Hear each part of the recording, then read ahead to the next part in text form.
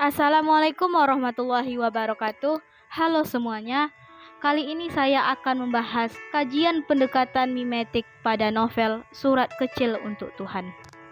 Sebelum kita mengkaji novel tersebut, alangkah baiknya kita mengenal apa itu pendekatan mimetik. Pendekatan mimetik ialah pendekatan yang mengkaji karya sastra yang berupa memahami karya sastra dengan realitas atau kenyataan. Dalam hal ini, karya sastra dianggap sebagai tiruan alam atau kehidupan yang membahas atau potret masa itu seperti alam, tempat, watak, dan peristiwa, yang mana dalam hal ini masyarakat menjadi pelaku di dalam karya sastra. Baiklah, sekarang saya akan mengkaji novel Surat Kecil untuk Tuhan. Novel ini mengisahkan ulang cerita pilu seorang gadis bernama Keke atau Gita Sesawanda Cantika.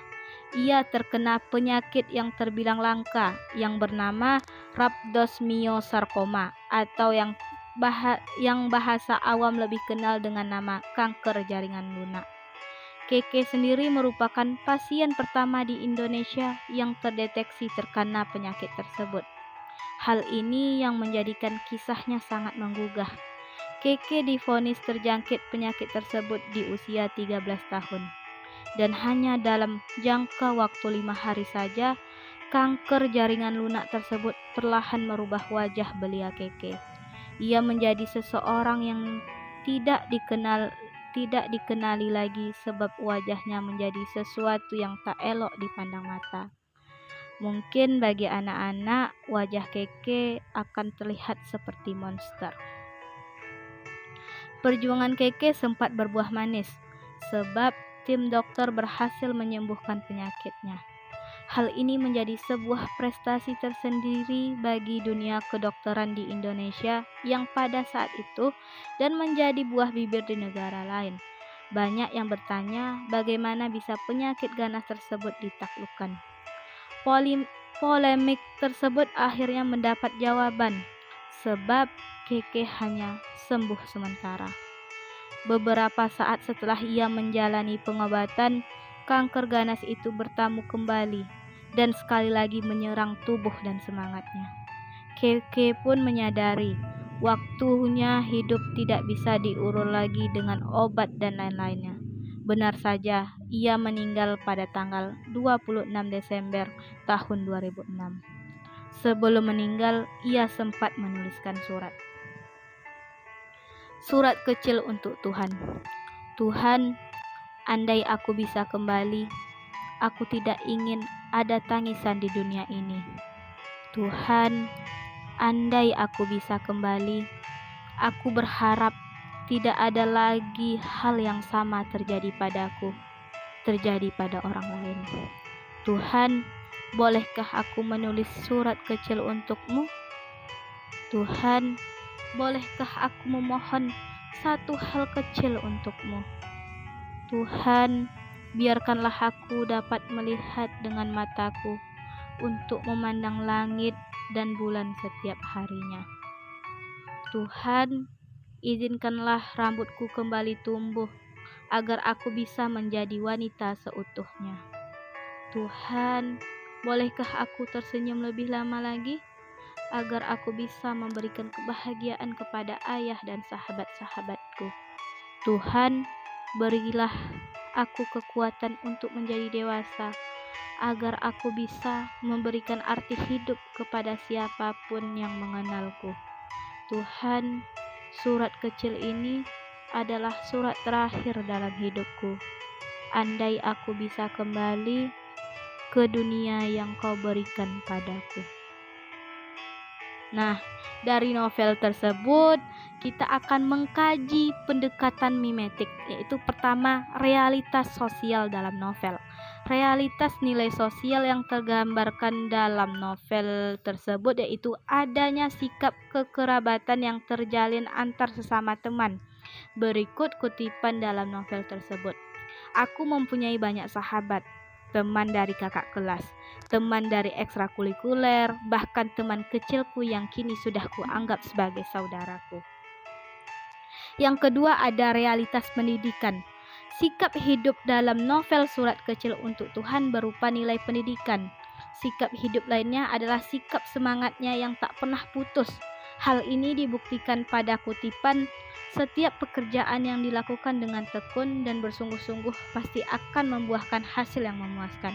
Seperti halnya Keke yang telah bertekad kuat untuk bersekolah, maka ia pun belajar dengan tekun dan giat sehingga Keke mendapatkan hasil ujian yang memuaskan. Yang ketiga ada realitas religi. Realitas religi dalam novel ini sangat ketat, khususnya agama Islam. Karena segala hal yang terjadi, sebagian tokoh dalam novel mampu menyikapinya dengan sikap religius atau sikap yang benar-benar sesuai agama Islam. Seperti pada kutipan, sejak kecil Keke sudah diajarkan sholat fardu dan sunnah.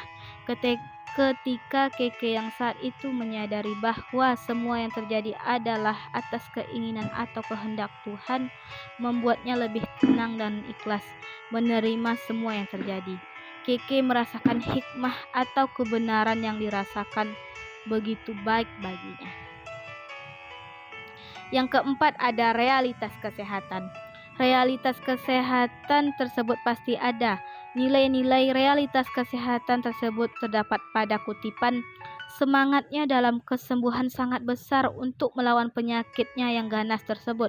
Keke tidak menyangka bahwa ia harus menderita penyakit kanker ganas yang mematikan. Rasa ketidakpercayaan itu membuat Keke takut dan penuh kekhawatiran. Akhirnya Keke mengetahui kebenaran akan penyakit yang dideritanya, bahwa ia menderita kanker. Yang kelima ada realitas perjuangan hidup. Perjuangan hidup yang dimaksud di sini adalah berbagai bentuk usaha dalam penyembuhan penyakit kanker ganas yang digambarkan dalam novel. Proses yang dilalui sangat banyak, dari kepahitan sehingga akhirnya berbuah rasa manis. Ikhtiar yang tiada henti hingga kesembuhan yang didapatkan.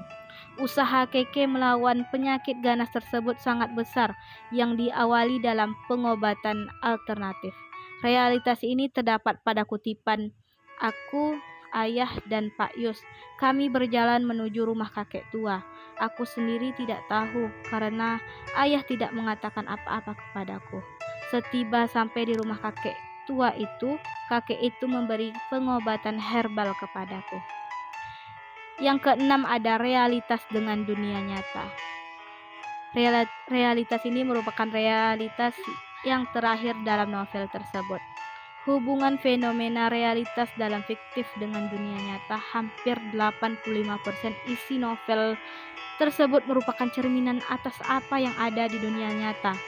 Hal ini diperkuat dalam cuplikan, seorang remaja yang aktif, cerdas, dan percaya diri, memiliki keinginan dan cita-cita dirinya sendiri, walau hidupnya tidak akan lama lagi.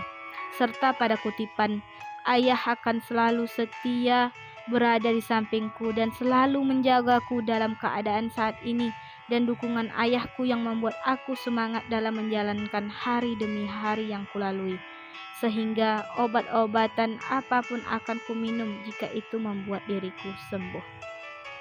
Baiklah, itu saja yang dapat saya bahas dalam kajian ini. Terima kasih. Wassalamualaikum warahmatullahi wabarakatuh.